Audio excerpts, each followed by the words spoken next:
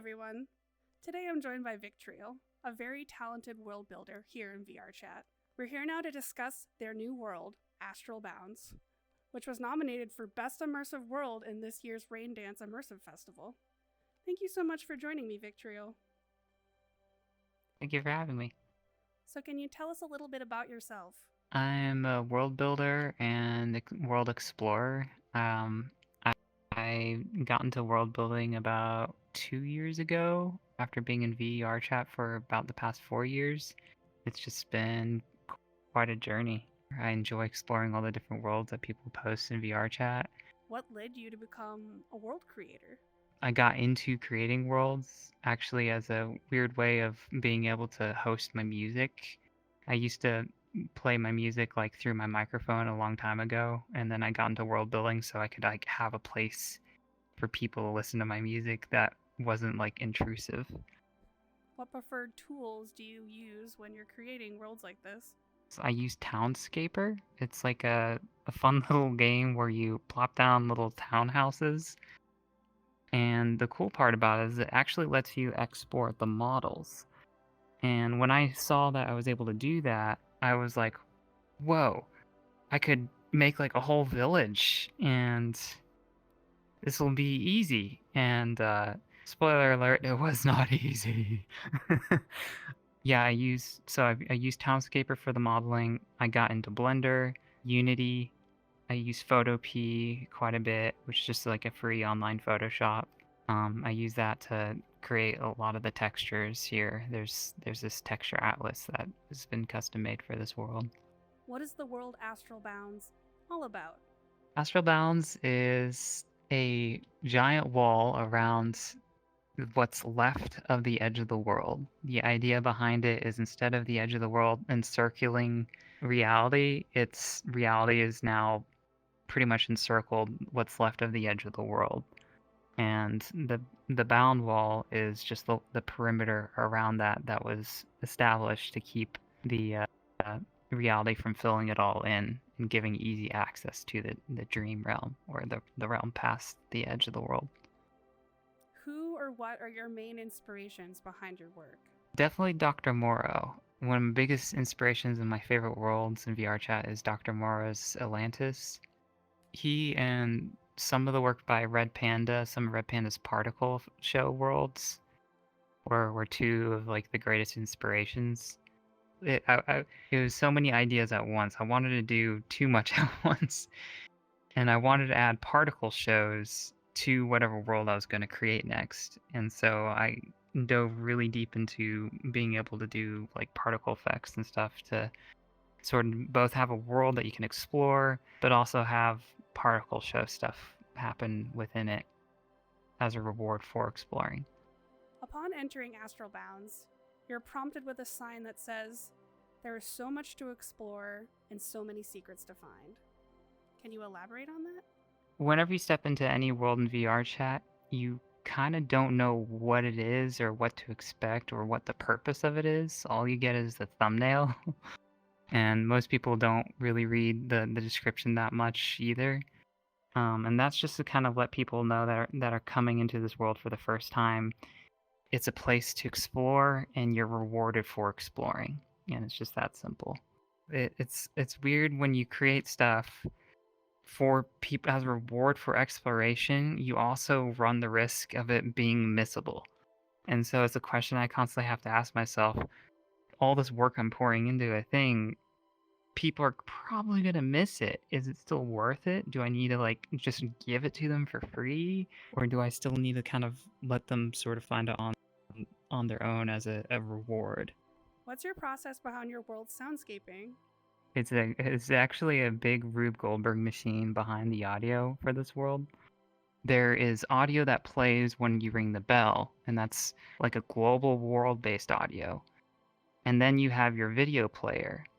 And then you also have your atmospheric audio, like the ocean waves or the fire. And whenever the bell rings, you have to turn off the audio for the video player, and then you turn it back on when that's over, as well as there's music syncing. The golden goose for how I was able to accomplish this was thanks to Blue Cat, a friend of mine who does a lot of udon scripting. And he made a music sync script that lets you have an animation and sync it to music and sync it across all players that join, even late joiners. As for the ambient audio, often as I could, I used ambisonic audio. A friend of mine, Rod, he taught me a lot about how to use ambisonic stuff in VR chat. He actually has a world dedicated to educating people how to use ambisonics within VR chat, and it's unbelievable. As great as a leap from 2D to 3D games are, ambisonics is like that extra dimension for audio. You don't realize that you're experiencing it, you just are immersed in it without understanding why. Along a player's journey, they are rewarded with visual spectacles. Tell us a little bit more about that.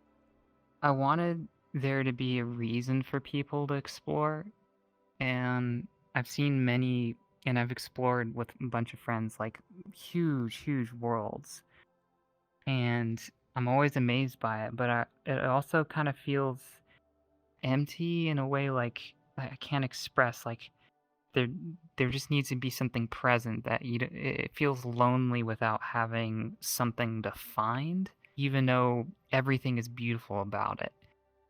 And so in my world, I wanted to like reward people for exploring it and have it contain something that gives a reason to explore. Is there a bigger message you're trying to convey?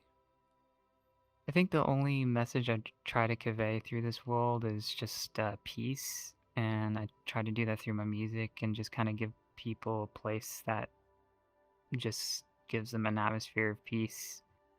And it all kind of explores the idea of dreams and how strange it is that people all over the world in completely different cultures and languages and ways of thinking still have the same kinds of dreams, and the laws of dreams, as if it was like its own set of laws of physics, are the same across all people as well, which is just incredibly unusual. Funny little story about the world is when I first released it, it was meant to be PC only. When my world was first released, they accidentally put it into the cross-platform category. This thing wasn't actually cross-platform, it's PC only. But then I realized, or could it be? And then I was like, challenge accepted. And for the next 3 days straight, I did everything I could to make it Quest compatible. And it, considering how long it took to build it, that was nothing. And it was really only a few steps away. You wouldn't believe how many worlds are out there that are only a few steps away from being Quest compatible. And the world authors probably don't know it or believe it. The reason why there's just more kids than there are explorers is because there really aren't that many Quest experiences to explore out there just yet. And so the explorers have probably already come and gone, but it's worth it for the times where you do find like somebody that's like, yeah, I travel for work all the time and I love exploring and this is such an experience, and like finding out that I was able to offer something to people that from all walks of life and all over the world can experience is just amazing. So finding that out, there was a reluctance initially for putting all the effort in for Quest users because of the stereotypes, but I really would like to encourage people to see beyond that and see that there's a lot of people that are incredibly interesting that don't have access to a PC setup like a lot of us, and it's awesome having them be a part of this community. How can people find you? You can reach me on Twitter at Vectriel, the same as in game. It's at Glassphere. That's with 2 S's instead of 3 S's. The number one way you could support me is explore more worlds, because that's the thing that like I really want other people to see, is that there's so many experiences to have out there in community labs, and just go ahead and keep exploring. There are incredible jewels out there to discover.